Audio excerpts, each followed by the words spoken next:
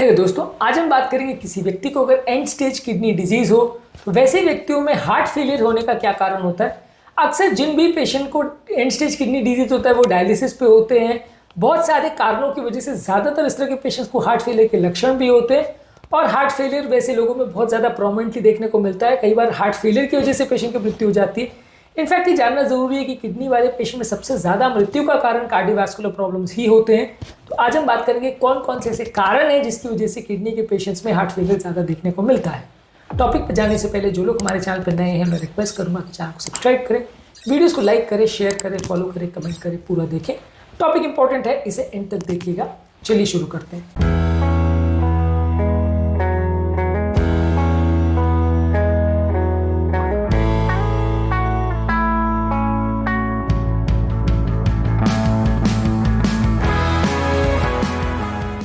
सबसे पहले kidney failure वाले पेशेंट्स में बॉडी में ब्लड प्रेशर बहुत ज़्यादा होता है। ब्लड प्रेशर हार्ट फेलियर के लिए भी एक इंपॉर्टेंट फैक्टर है, जिसकी वजह से हार्ट को बहुत ज़्यादा प्रेशर पर काम करना पड़ता है। ज़्यादा प्रेशर पर काम करने से हार्ट की दीवार मोटी हो जाती है और इससे हार्ट फेलियर होने का चांस बढ़ जाता है। हार्ट की दीवार को जितना ज़्यादा प्रेशर के अगेंस्ट काम करना पड़ेगा उतना वो हार्ट फेलियर में ज़्यादा जाएगा।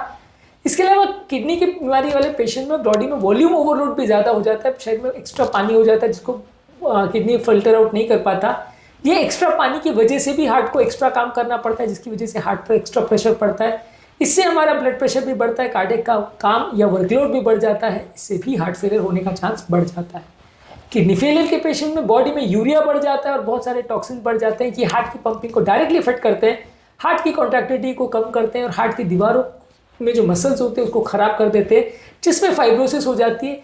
जितना ज़्यादा जिस व्यक्ति को अगर सीवियर किडनी फेलियर है उतना हार्ट फेलियर होने के चांस बढ़ जाते हैं। इसके अलावा किडनी फेलियर वाले पेशेंट में सेकेंडरी हाइपर पैराथायरॉयडिज्म हो जाती है और बॉडी में पैराथायरॉयड हार्मोन एक्स्ट्रा बढ़ जाता है, जिसकी वजह से बॉडी में कैल्शियम और फास्फोरस का कंटेंट बढ़ जाता है, जिसकी वजह से किडनी के पेशेंट्स में हृदय की नलियों में कैल्शियम ज़्यादा जम जाता है, जिससे नलियाँ बहुत ज़्यादा हार्ड हो जाती है, ब्लड सप्लाई कम हो जाता है और हार्ट का वर्कलोड बढ़ जाता है। इसके अलावा किडनी की बीमारी वाले पेशेंट में खून की भी अक्सर कमी हो जाती है। ज़्यादातर किडनी की बीमारी वाले पेशेंट्स एनीमिक होते हैं, जिसकी वजह से हार्ट को एक्स्ट्रा मात्रा में ब्लड पंप करना पड़ता है, जो एक्स्ट्रा ऑक्सीजन सप्लाई करना है उस रिक्वायरमेंट को पूरा करने के लिए।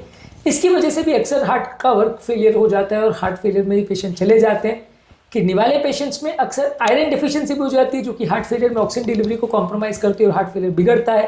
किडनी वाले पेशेंट्स में ओवरऑल बॉडी में इन्फ्लेमेशन और सूजन भी ज़्यादा होता है, जिससे कि नलियों का इनर लेयर एंडोथेलियम प्रॉपर काम नहीं कर पाता है और इसकी वजह से भी ओवरऑल नलियाँ ज़्यादा प्रॉपर काम नहीं कर पाती, नलियाँ श्रिंक हो जाती है, नाइट्रिक ऑक्साइड नहीं बनता है, नलियाँ कंस्ट्रिक्ट हो जाती है, इससे भी हार्ट फेलियर बिगड़ता है। इसके अलावा किडनी फेलियर वाले पेशेंट में हार्ट की दीवारें ज़्यादा मोटी हो जाती है, हार्ट की दीवारें ज़्यादा स्टिफ हो जाती है, जिसकी वजह से प्रेशर ओवरलोड क्रिएट होता है, हार्ट वेंट्रिकुलर स्टिफ हो जाता है, जिससे हार्ट का ओवरऑल पंप फंक्शन तो ठीक रहता है लेकिन हार्ट का रिलैक्सेशन कॉम्प्रोमाइज हो जाता है। इसको डायस्टोलिक हार्ट फेलियर बोलते हैं। ये ज़्यादातर किडनी फेलियर वाले पेशेंट में देखने को मिलता है और कई बार आप जब इको देखते हैं तो इस लोग की पंप फंक्शन अच्छे होने के बावजूद भी इनको हार्ट फेलियर के सारे सिम्टम्स होते हैं। तो डायस्टोलिक हार्ट फेलियर भी कंपैरेटिवली बहुत ज़्यादा कॉमन है किडनी फेलियर के पेशेंट्स में। इसके अलावा इस तरह के पेशेंट्स में नलियों के ब्लॉकेजेस होने का भी चांस ज़्यादा है। नलियों में कोलेस्ट्रॉल जमा होने का चांस, नलियों के हार्ड और कैल्सिफाइड होने का चांस और नलियों में इन्फ्लेमेशन होने का चांस किडनी फेलियर वाले पेशेंट में ज़्यादा देखने को मिलता है। इसके अलावा कई किडनी वाले पेशेंट्स में डायबिटीज़ भी साथ में होती है, जो कि हार्ट की बीमारियों को अक्सर मास्क कर देती है और इसकी वजह से हार्ट की बीमारी में पेनलेस हार्ट अटैक्स भी अक्सर हो जाते हैं। इसके अलावा जब आप इस तरह के पेशेंट को डायलिसिस पर लेते हैं तो आर्टेरियोवेनस फिस्टुला बनाते हैं। ये आर्टेरियोवेनस फिस्टुला जो है हार्ट का वर्कलोड बढ़ा देता है, क्योंकि आर्टेरियल वेन में डायरेक्ट ब्लड का शंटिंग होता है। इसकी वजह से भी कई बार हार्ट फेलियर में पेशेंट इस तरह का चला जाता है। इसके अलावा जब आप डायलिसिस करते हैं तो डायलिसिस के दौरान भी ब्लड प्रेशर थोड़ा कम होता है, हार्ट की कॉन्ट्रैक्टिलिटी कम हो जाती है, लार्ज फ्लूइड शिफ्ट्स होते हैं डायलिसिस के दौरान, इससे भी सडन हार्ट फेलियर पेशेंट्स को हो सकता है। इसके अलावा किडनी वाले पेशेंट्स में अक्सर बॉडी के इलेक्ट्रोलाइट्स में भी गड़बड़ होती है। सोडियम, पोटेशियम, कैल्शियम, मैग्नीशियम सारे ही इलेक्ट्रोलाइट्स बॉडी में गड़बड़ हो जाते हैं, जिसकी वजह से किडनी फेलियर वाले पेशेंट में खासकर एंड स्टेज डिजीज में हार्ट फेलियर ज़्यादा होता है। किडनी फेलियर वाले पेशेंट में बॉडी में ऑक्सीडेटिव स्ट्रेस और इन्फ्लेमेशन ज़्यादा होता है, जिससे नलियाँ ज़्यादा डैमेज होती है, हार्ट का रीमॉडलिंग ज़्यादा होता है, इससे भी हार्ट फेलियर ज़्यादा होता है।